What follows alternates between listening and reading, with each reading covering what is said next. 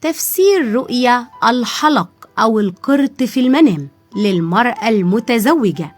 لو كنت متزوجة وشفتي إنك لبستي حلق أو اشتريتي حلق أو زوجك أهداكي حلق، الحلق بتاعك ضاع أو اتكسر، كل الرموز دي مهمة جدا، ما بتجيش في الأحلام كده من فراغ، لا بتيجي علشان بتحمل رسالة هامة. بس قبل ما أقولك إيه معنى الرؤية، ما تنسيش تصلي معايا على الحبيب، اللهم صلي وسلم وبارك عليك يا رسول الله.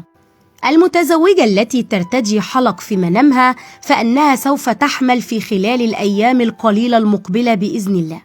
كما تشير رؤية ارتداء الحلق لدى المتزوجة التي تبحث عن وظيفة جيدة على حصولها على وظيفة مناسبة تحقق من خلالها أحلامها. لو كانت هذه المرأة بتعيش في مشاكل وخلافات زوجية، فلبسها الحلق الجديد يبشرها بالتصالح وإنهاء هذه المشاكل.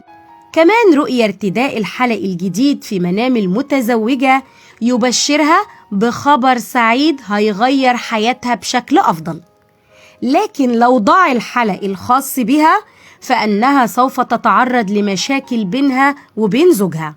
فشراء الحلق الجديد في المنام من مبشرات الولادة السهلة لو كنت حامل، وارتداء الحلق الأنيق بيدل على كثرة الخير والرزق الواسع القادم ليكي لو كنت حامل، إن شاء الله ده هيحصل بعد الولادة.